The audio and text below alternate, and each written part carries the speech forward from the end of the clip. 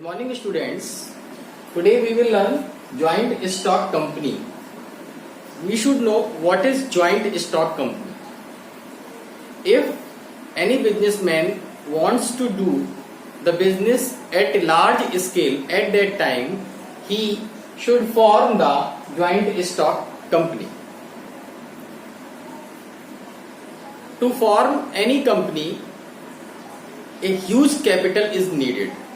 At that time, company should be formed, and the company form of organization is considered to be the most suitable for organizing business activities on large scale. It has advantage of attracting huge capital from the public.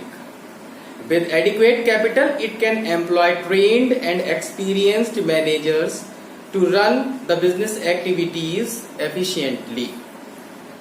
Okay, now we will see the features of joint stock company. What are the main features of a company? The first feature is separate legal existence. A company has a separate legal entity.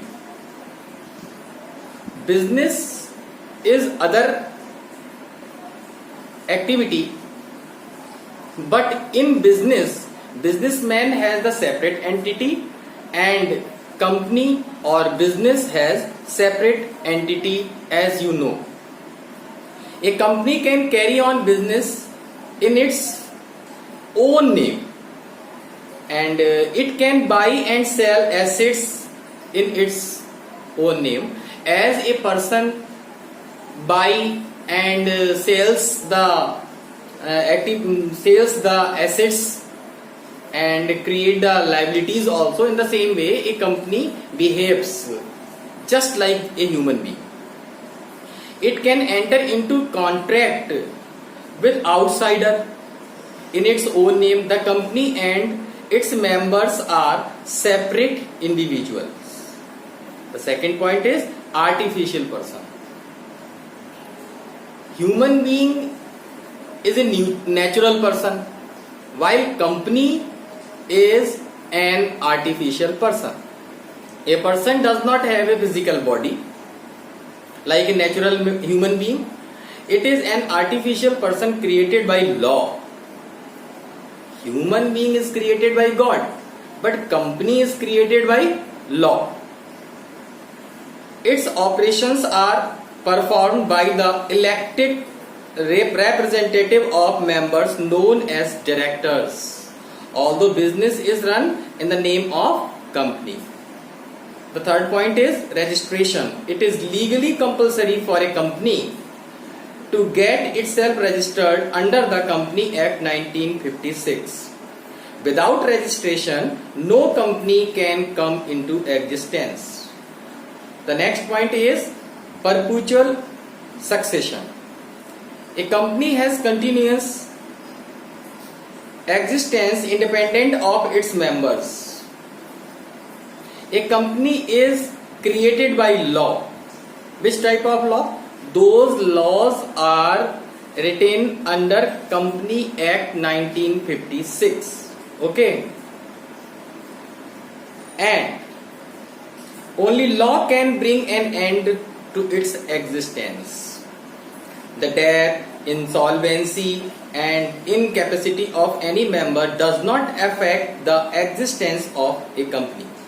Members may come and members may go, but the company goes on forever.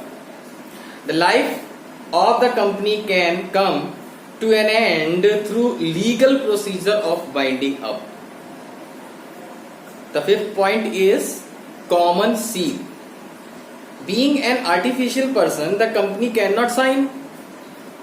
Therefore, there is need for common seal with its name engraved on it.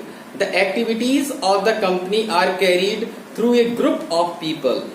Anyone acting on behalf of the company can use common seal in place of signature of the company to bind the company. Any document which does not bear the common seal of a company is not binding on the company. The sixth point is transferability of shares. the capital of the company is divided into shares. The shares of the company are freely transferable by its members. A shareholder is free to withdraw his membership from the company by selling his shares. The shares of private limited companies cannot be easily transferred. Now we will see the seventh point.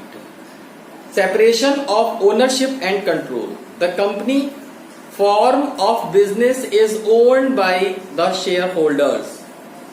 These shareholders elect their representative who are called directors of company. The directors manage and control the activities of company by appointing professional experts. And the eighth and last point, limited liability. The liability of members of the company is limited to the extent of their share capital contribution in the company. For example, if a person has purchased 1000 shares of value of rupees 10 each, then his liability is limited up to 10,000 only.